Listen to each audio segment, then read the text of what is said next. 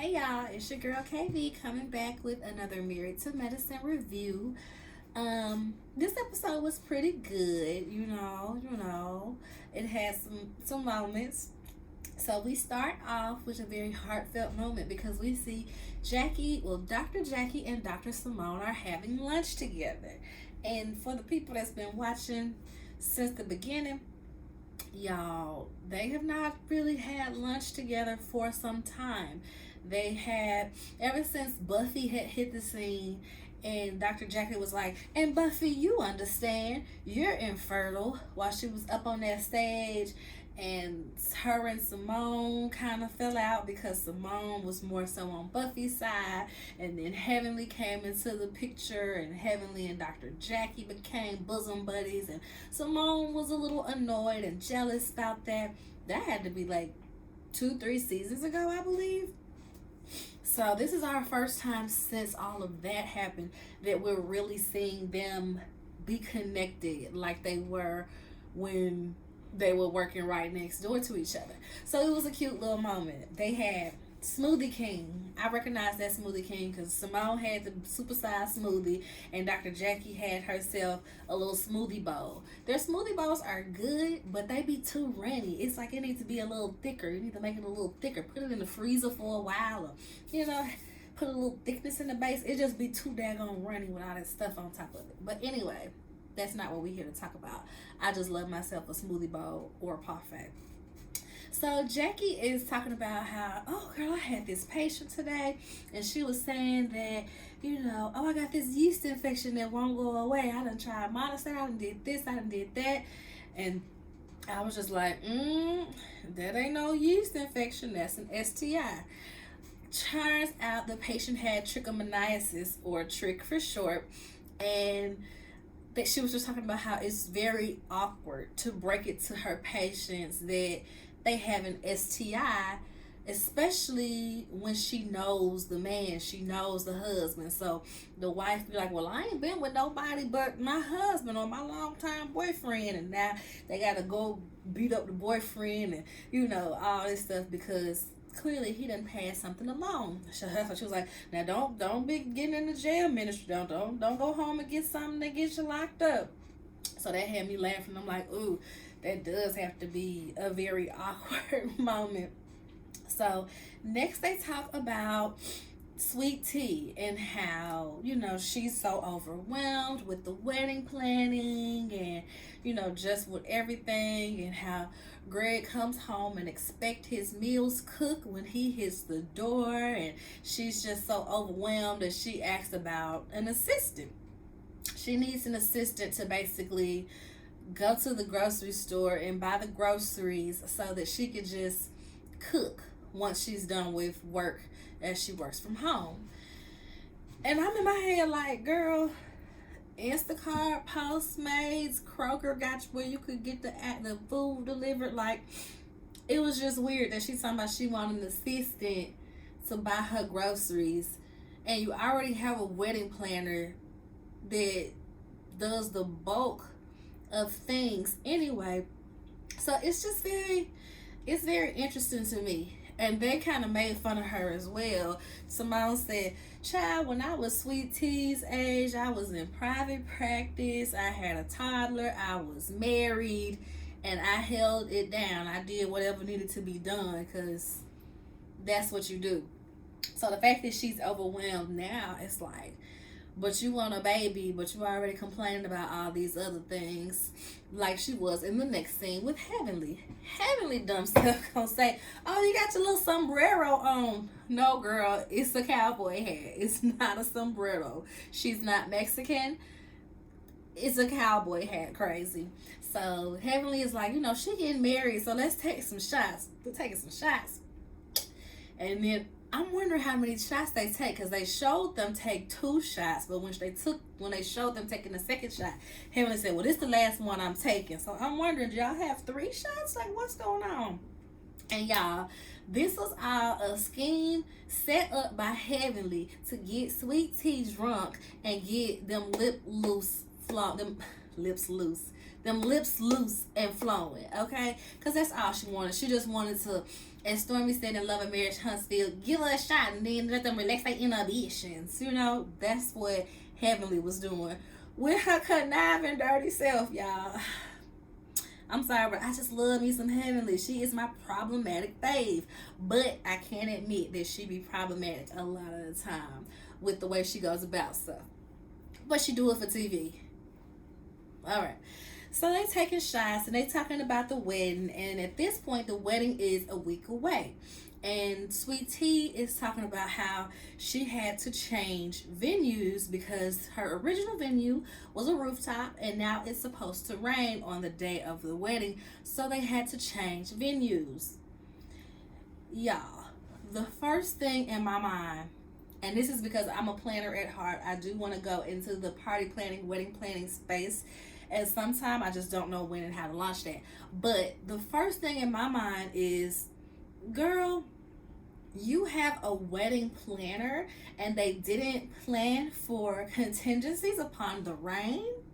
Like, you didn't find a space to where if it was raining on the rooftop, they got a ballroom that you can go in downstairs. Like, your wedding planner didn't tell you that that's a thing, didn't let you know that that needs to be done. That was so crazy to me, y'all. But when I saw in the previews for next week's episode that the wedding planner was Johnny, the same Johnny that Candy had to fire, that she had do her wedding, you know, on Real Housewives of Atlanta, I was like, So that was just crazy to me because, like, why would you not plan for that? You got a whole planner. It's not like you're doing this thing by yourself and you didn't know that these things could happen. You need to plan for those type of things. So then Sweet Tea says, well, you know, Quad was probably right about a few things about Dr. Greg. Like, he is a bit controlling. He want things his way or no way. And she tells Heavenly this story about how she forgot to set the alarm one day and Greg played a joke on her trying to teach her a lesson and told her that it was robbers in the house with guns trying to hold him up or whatever because she forgot to set the alarm. And Heavenly was looking like, what? Who does that? And Sweet Tea was mad, like, you're not my dad. Don't be trying to teach me a lesson and da da this, da da that. And Heavenly is just like, you know, well, does he bring up, it ain't like you got to do this, that, and the third. Does he bring up, he pay for everything, right? Do he throw it in your face that he pay for everything? And she's like, yeah, he kind of does. And we saw in the previous episode how he was talking about, well, how much of the wedding I'm paying versus how much you paying.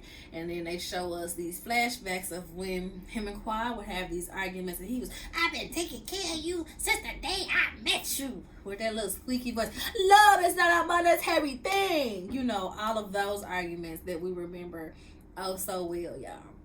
And Heavenly is just like, I don't want to see her go through the same thing that Quad went through. Like, they got mug shots from all that mess. They got the fight and the police got called and they both got mug shots, Quad and Dr. G. So I don't want Sweet Tea to have to go through that. I was like, you're right. They do have mug shots from that, right? So next we see Whitmore's out for a family dinner. Dr. Simone and Cecil and their boys, Michael and Miles. So the boys just got from spring break. They just got from spring break, and it cracks me up how the boys look and act like one parent. So Michael, he looks like Simone down to the teeth. He acts like Simone. He's very loud. He's very brash. He's very much matter of fact. To whereas Miles looks like Cecil and is very mild mannered, and he don't really speak above this tone right here. And he just, he real chill. So they went on spring break. Michael was in Cabo, Mexico, living it up like he do. And Miles was in Nashville with his grandma. How cute, y'all. Hilarious. So she's basically talking about how Michael is at community college now. And I'm like, well, what happened to him going to, was it Lee University? I'm wondering if it was just way too racist for him out there. And he, too used to Atlanta and couldn't quite handle the whiteness and the racism. Because that was my thoughts when they packed that baby up and sent him off to college in that place. So I really want to know the story behind that. But he's not home. He's still living somewhere else, but going to community college. And Miles has finally like officially registered and is in school at Georgia State. So Miles then went from Howard to coming home for a gap year to going to Georgia State, taking another year off. Now he's back at Georgia State. And Michael is like, well, I want to come back home after school. And Simone is like, no, you're not. You're not coming back here. And he's like, well, how about you get me an apartment? And she like, why would I pay for you an apartment? And then Cecil is basically like, well, if you come home and you go to Georgia State and Miles is at Georgia State, basically, I don't see why we couldn't, get an investment property and let y'all live in it. And Simone is just like, who is we? We ain't never on the same page about this. And I always remember how she talked about, when she got with Cecil, when they got married, he was living in his mama's house. Like, say they had like a guest suite or whatever. He was living in his mama's house, and they was totally fine with that arrangement until Simone came along and was like, we getting married. This is what we finna live, basically. And it looks like that's what Cecil wants for his boys. He don't really want them to go nowhere, for real. So, that's that. Next we see Heavenly and Alora. Heavenly is making spaghetti, and she's telling Alora, come on, you gotta learn how to cook for your husband. She was like, I mean, he ain't gonna want no spaghetti. And Heavenly says, girl, that's how you keep them. You gotta make the spaghetti and put a little something in it. And Alora was like, put a little what in it? I'll tell you later. Y'all, not Heavenly trying to teach Alora how to make some voodoo spaghetti. Put a little period blood in. Y'all, Heavenly is ridiculous. This is almost, she is ridiculous. Then Damon comes home from work and he's just like, talking to them. Hey, little baby, how you doing? Damon look like he done lost some weight too, y'all. Damon looking real good too over there. I just love that everybody is, losing weight and focusing on their health. Not that they was too big and they needed to lose weight. It's just, you start to see them facial features, fill out a little bit more. You be like, okay, I see what you're working with over there. So he comes home, and basically this scene is them being overbearing about her going out of state for school. Damon is like, both of your brothers decided to stay in state for school, and we just, would want the same thing for you, and I just want to be able to get to you within an hour if something happens, because I feel like, basically she couldn't take care of herself as a girl. Not to be sexist or anything, but and Heavenly jumped herself talking about some, because she was like, you ain't gotta go to all them parties and stuff. And the Lord was like, you went to parties? And Damon is like, yeah, I had some fun times in college. Some of them involved drinking, but studying was fun too. I said, they are so daggone silly. People don't realize it, but Damon is dang near just as silly as Heavenly. It's just people don't catch his as quick because he's so quiet and mild-mannered with it. But he's a very silly individual too, because they get to talking to a lawyer. Nowadays they got the internet, they got the outernet, you got the AI, the weather. The wind we didn't have the wind back when I was in school. Now they got these tornadoes and the hurricanes down in Florida, and the banks be having problems. I was like, y'all don't get off a hotel. They keep on trying to make her go to Spelman. Well, Spelman is here, and you can always go to Spelman. Shout out to Spelman, y'all know that's where I graduated from. I love me some Spelman. But let that girl go where she want to go. Leave her alone. So next we see Eugene takes his sons, Ashton and Avery, shoe shopping. They got to get some shoes for school. He wants to spend more time with them because he, is very fond of his memories, spending time with his dad, how they would go to the movies or go to the museums and things of that nature. So he's trying to do that with his boys. And they were like, oh, you trying to spend time with us because you lonely? He was like, no. Like, whatever, little boy. So this part was disgusting. He was like, your lips dry. And dabs the boy lips with his slime.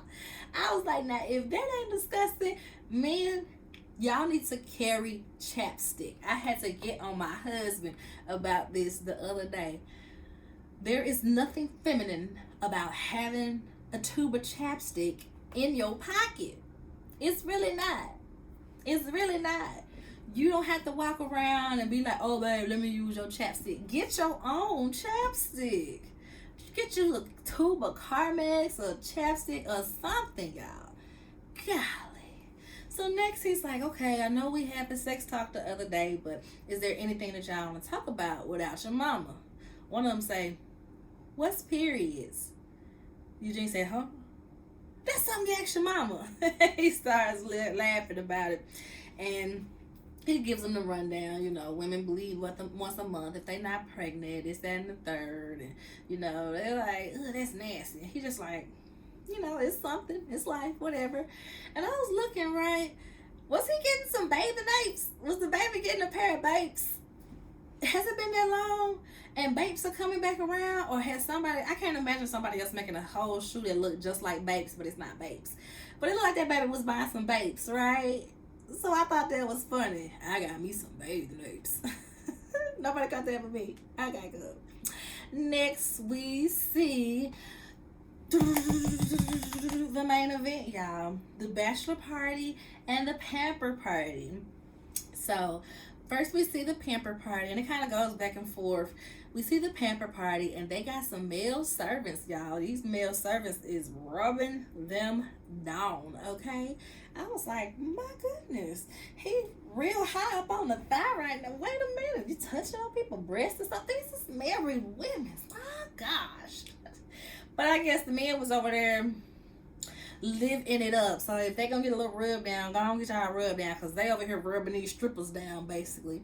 So the guys, they start off at Cecil's and Simone's house, because you know Cecil got the boom boom room. He got the bar and everything, nice size little boom boom room. They taking shots, they drinking, they waiting for everybody to get there, and then they head to the strip club on a party bus, and the party bus already got strippers on it. So I was just like, okay, like I love me some strippers just like the next person. I had strippers at my me and my husband, we did a co-ed bachelorette party, and we had some strippers at our party. But I was like, strippers on the bus? Y'all need strippers on the bus? I guess so. And it was some big booty strippers. I was a little bit taken aback. I feel like, you know, I was like, somebody keep an eye on Curtis. I wouldn't let Curtis go.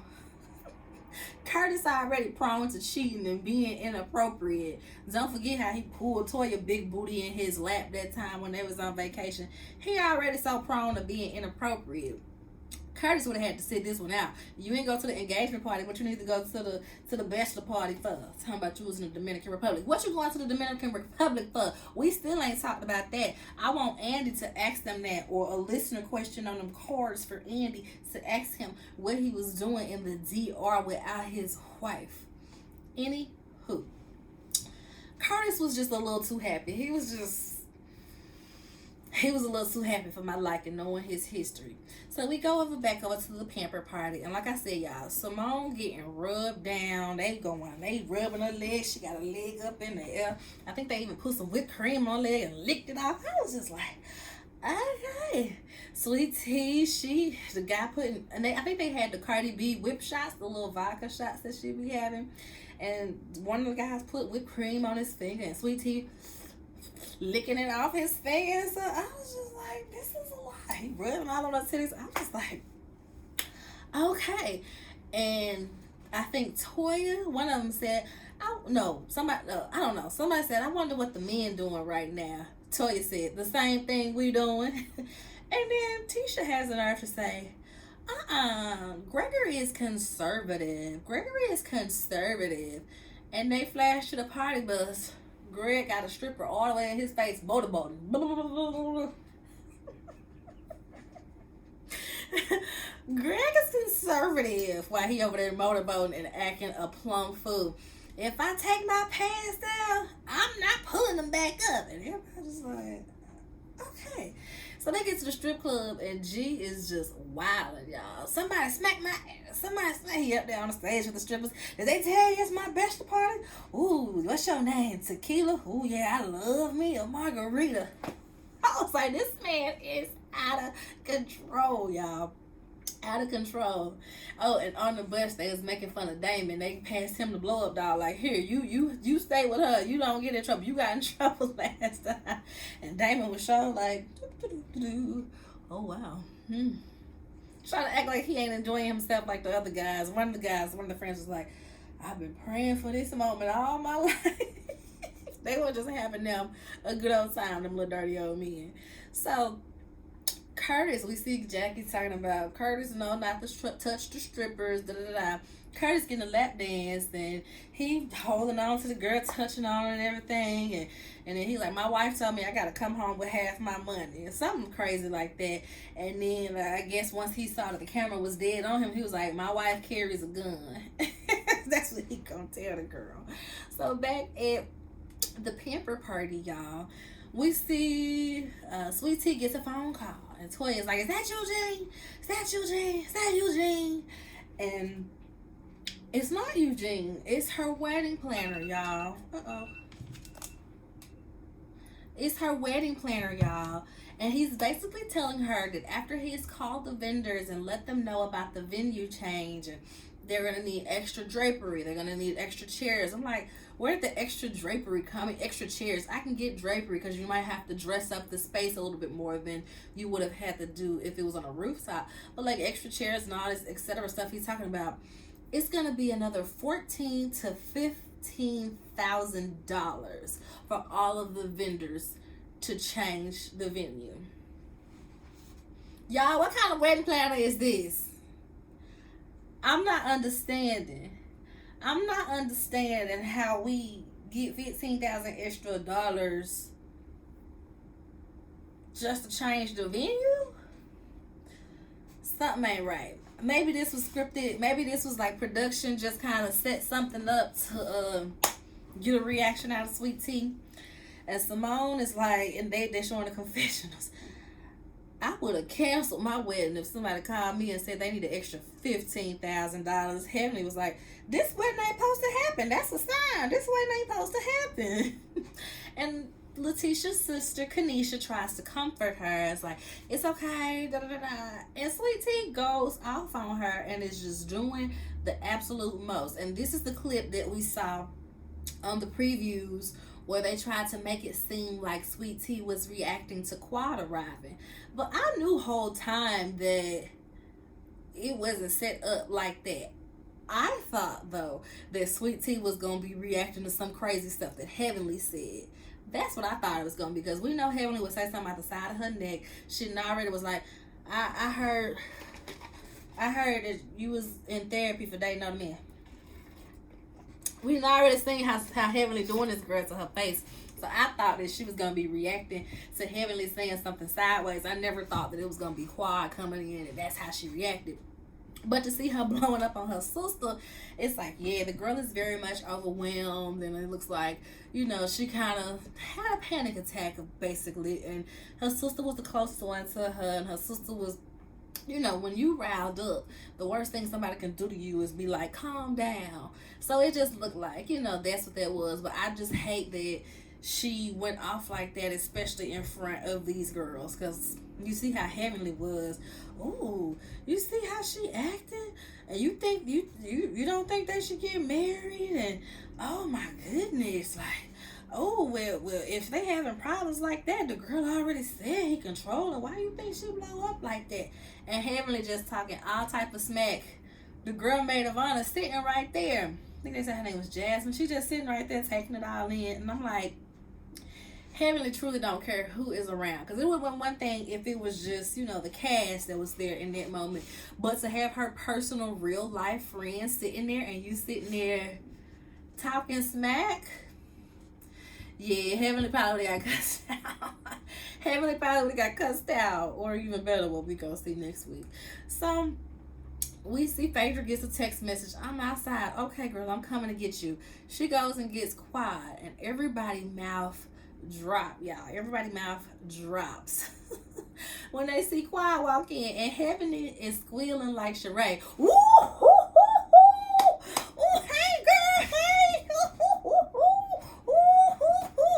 And Toya we can see Toya fuming off the sight of Quad.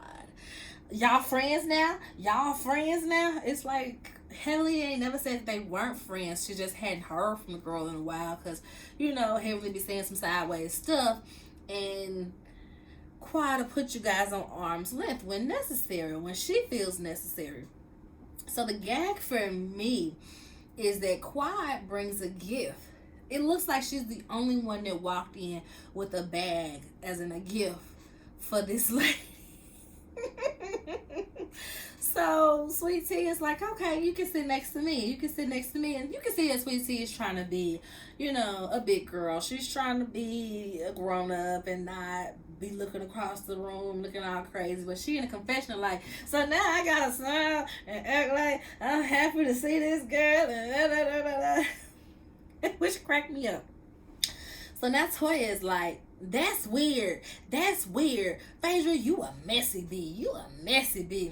You a messy bee. So, can I be real? Can I be real? Why are you here? And why are you okay with this? And you sitting there being all chummy like she your bestie, but you was just saying, you know, don't bring her up at your engagement party and this and that and And Sweet Tea is like, listen, I told them not to bring you up at the engagement party because it was my engagement party. I didn't want that moment to be about you. Oh, but you think it's appropriate to have her here. And Toya, I know a lot of people feel like, well, Toya's standing on business. Toya's saying what needs to be said. Yes and no. Toya is definitely gonna call out the fake. If you acting fake in the room, Toya is definitely gonna be the one that, girl, we not happy to see you. They was just talking about you. Toya is definitely gonna be that girl. But for her to blow up the way that she did, I'm like, at this point, you demeaning Sweet Tea with the way you talking to her. Bitch, now you gonna act like you okay with this and Sweet Tea's like, this is my party. Toya said, no, it's not. This is my event. I threw it for you. So I'm like, I feel you, Toya. I do. But I feel like, especially the fact that it was Quad, and you know, they've been feuding for the longest. I don't even remember how these two fell out. It truly might have been season 1 when Toya and Mariah got to fighting. You know, Mariah and Quad were besties. So I think it was literally since season 1. They kind of drew the line in the sand. They kind of tried to force a friendship when Mariah was gone. But it still was like, they cool one episode, they fight in the next. They cool one episode, they fight in the next. And then once Quad got divorced and Toya was like, I don't think she should go on a couple's trip. What my husband needed to be talking to a single woman, what she need to be around our husbands for? As if Quad gonna be trying to get any of y'all's husbands. It was just so crazy how she was so adamant about how she did not want her to go on the couples trip. And I'm like, we all know that this ain't necessarily a couples trip per se. It's a cast trip. She's a part of the cast. She's still gonna be there, husband or not. Like, get over it, girl. Then Quad had to follow up with the, you know, you sleeping around in the neighborhood. That's what they said. I think you helped with the hit on Anila house. So needless to say, they ain't never gonna be cool. They ain't never gonna be friends. So Toya was like, Phaedra, you need to walk her out. You need to walk her out. And Phaedra, and Quad turned to Sweet Tea like, okay, do you want me to leave? And she was like, well, yeah, this event, you know, this is, you know, yeah, I want you to leave. And so Phaedra walks her on out of the venue, y'all. It was just such a mess. But like I said, I knew that Sweet Tea blowing up wasn't gonna be because Quad walked in the room. Like, I knew that much. I truly thought it was gonna be her fussing at Heavenly though. I did think that. But yeah, y'all. So that is this episode. What's this? Season 10, episode 3, Pamper Party Crasher, Married to Medicine, the best show on Bravo. Make sure y'all like the video. Subscribe to the channel if you're not already. Comment. Let me know what you thought about the episode, y'all. Bye.